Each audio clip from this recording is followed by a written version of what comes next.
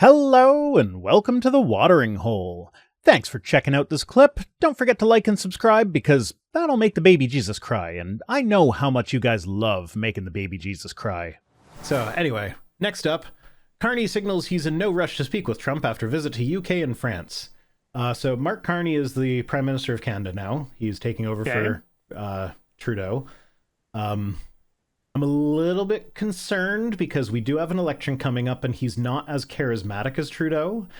However, his stances against Trump have been strong enough that I feel like he's going to be able to, like, the other guy is Pierre Poilievre. And Poilievre has basically, he made his career up to this point sucking Trump's dick. Hopefully he'll be unpopular enough in Canada. Yeah, and that's the thing. And I know that Trump wants Poilievre to be prime minister because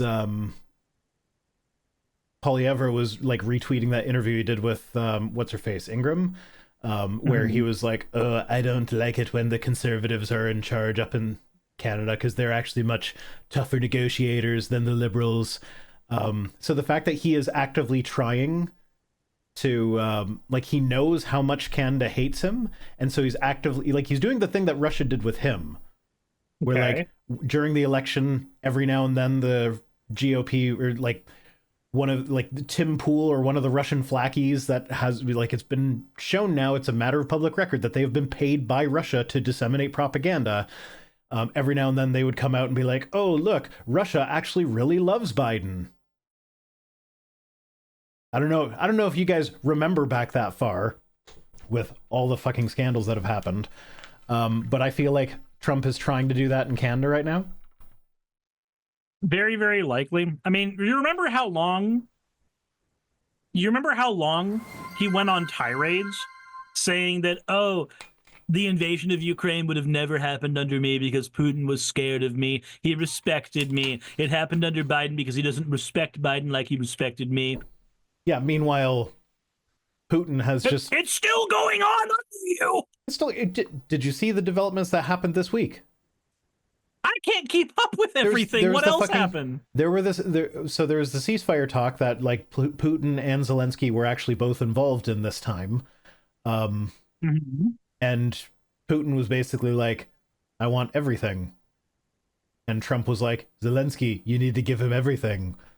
And Zelensky was like, no.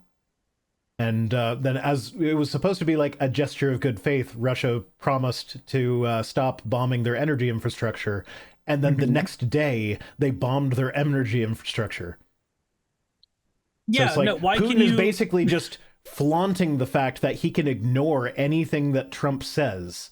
Any dick waving that Trump tries to do, Putin can just ignore it, and Trump will just come groveling right back to him. So it's like, no, Putin has zero respect for Trump, and it is very obvious.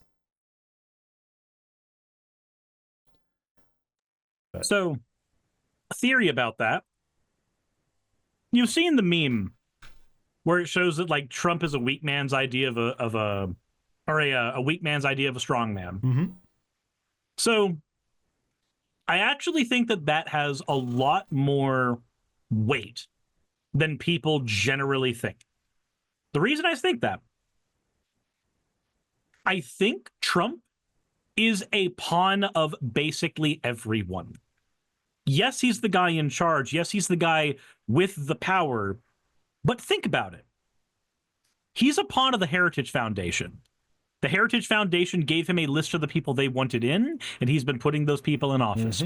He's a pawn of Russia, because his entire career right now, where Russia is concerned, is to just do what Putin says over and over and over again ad nauseum. He's a pawn of Elon Musk. He gets insulted by Elon's kid in the White House and doesn't do anything about it. But oh no, if a news reporter says one bad thing about Trump in his presence, he goes, I'm the president. You don't talk to the president that way. You do not speak like that ever again. If any of you have seen that fucking video, this is a man who is in the pockets of a bunch of other powerful people, and the only reason he has any importance is that he is currently the person in office. I feel like the person that booped him in the face with the microphone needs to get a Pulitzer Prize for that. Yeah. And honestly, like, when that happened, I like jokingly was like, "Ooh, I hope that was laced with something." And then I logged onto Twitter, and everybody, and like all the conservatives were like, "Oh, they need to be put in prison because they were trying to assassinate Trump by booping him lightly in the face with a microphone." I'm sorry that your president is so weak that a microphone is enough to take him down. I'm so sorry. A microphone covered in like the softest thing ever. Yeah. This is an attempt to assassinate. It's like, sure. No, man. When there's an attempt on his life, there's been blood. It's guns and blood. You'll know it when you see it. It's not an accidental boop. Anyway, so Prime Minister Carney, his response to Trump has been like I said, he's not charismatic like Trudeau was, but he's doing the right thing. So, like, for instance, tradition holds that the Prime Minister first place they go after they're elected, first official trip they go when they leave Ottawa is to the States to chat with the President of the States, our closest ally. Mark Carney, first thing he did was go to the UK and France. And then he finished it up in Nunavut, which is still in Canada, but it's outside of Ottawa, so that still counts as part of the tour or whatever. And he did that very purposefully. So, like, in this case, it's because Canada has French and British origins. So going from France to the UK to Nunavut was very intentional. It's a recognition of the cultures that make up Canada. We're French, we're British, and we've got a lot of Native American. And we have a lot more respect for our Native Americans than south of the border, generally speaking. And I feel like that's been getting better recently, although it's not. There's still a lot of problematic stuff going on there. Just ask anyone who lives in Northern Ontario. But still, the point is, it was meant to be like a recognition of the three peoples that make up Canadian culture. Mm-hmm. And I like that. That's good symbolism. And it's a nice little fuck you to Trump. Whereas, like, you're being a petulant little child. I'm not coming to visit you then. Mm-hmm. I will break with tradition and go visit these other people that have cultural significance to us. Yeah, we don't really have that many allies left, all things considered. Yeah. And on top of that, when asked about Trump's tariffs, he basically said, I'm not going to sit down at the negotiating table with Trump until he stops calling the Prime Minister governor, until he stops referring to us as the 51st state, and until he acknowledges our sovereignty. So when Trump acknowledges that we are our own country, then I will come to the negotiating table. Aside from that, no, I'm not calling him. I'm not going to Washington. And I hope he sticks to that. I would hope so, too, because that's a very fair stance. Because it should be easy for Trump to go, yes, Canada's its own country. Look at a map. It's what he did with the Gulf of America. That's what he did there. Did you see that CNN when the astronauts landed in the Gulf of Mexico? CNN referred to it as the Gulf of America, which is called the Gulf of Mexico elsewhere. That was disappointing. Yeah, that's so CNN is spineless. I'm just gonna say that right now. Their entire shtick is to be the antithesis of Fox News, because Fox News was created to be the antithesis of CNN and MSNBC. That is it. They have fallen very much into that line of thinking, and only that line of thinking, as opposed to actually having a goddamn spine. Yeah. But yeah, so that's so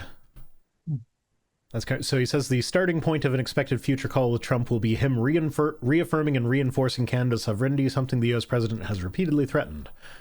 And then when asked about Trudeau's assertion that Trump is trying to torpedo Canadian economy to make it easier to annex, Carney said there are misconceptions about Canada's resilience in the United States, and he's going to disabuse that misconception. Okay. Like, there have been a lot of economic forecasts, and with what Canadians have voluntarily done already with just shifting their buying habits away from American products and stores, if this trend continues, that will lead to like a 0.6% growth in GDP and an extra, I want to say it was 600,000 jobs created. It was in the hundreds of thousands of jobs created just from actions that Canadians have already taken without there being tariffs. It's almost like y'all are better off without us. Yeah, like there will be some stuff that hurts if there are tariffs. You're our biggest trading partner, but we're also your biggest trading partner. So it's this isn't a situation where you can just wave your dick around and expect there to be no consequences.